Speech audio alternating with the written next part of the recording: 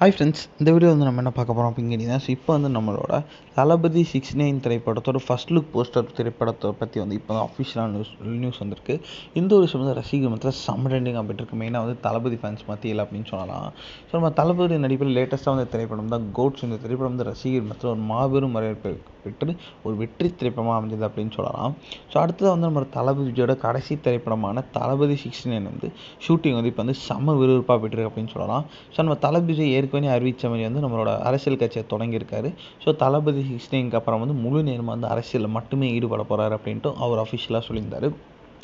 And தளபதி 69 தான் அவரோட கரியர்லேயே கடைசி திரைப்படம் அப்படின்ட்டு வந்து சொல்லியிருந்தார். ஸோ இது வந்து ரசிகர்களுக்கு ரொம்ப பெரிய விஷயம். அண்ட் தளபதி 69 வேறு லெவலில் இருக்கணும் அப்படின்னு வந்து ரசிகர்கள் ஒருத்தரும் நினைப்பாங்க.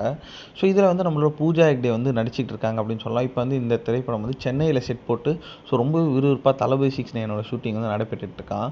ஸோ கேவிஎன் நிறுவனம் தயாரிக்க அனிருத் இசையமைக்க இந்த திரைப்படத்தில் வந்து ஒரு பாபி தயாள், மமிதா பைஜு, கௌதம் மேனன், பிரகாஷ் ராஜ், பிரியாமணி இந்த மாதிரி ஏகப்பட்ட கதாபாத்திரங்கள் இந்த திரைப்படத்தில் நடிக்கிறாங்க. இனியில் இப்போ வந்து நம்ம தளபதி 69 ஃபர்ஸ்ட் லுக் பற்றி வந்து இப்போ வந்து செம்ம ஒரு அப்டேட் வந்திருக்குங்க. அதாவது ஃபர்ஸ்ட் லுக் வந்து வருகிற புத்தாண்டு அன்னைக்கு ரிலீஸ் ஆக போகுது அப்படின்ட்டு இப்போ வந்து அஃபிஷியலான நியூஸ் வந்திருக்கு.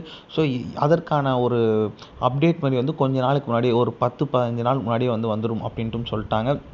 இந்த ஒரு விஷயம் வந்து தளபதி ஃபேன்ஸ் மத்தியில் செம்ம ட்ரெண்டிங்காக போயிட்டு இருக்கு அப்படின்னு கண்டிப்பாக சொல்லியே ஆகணும்.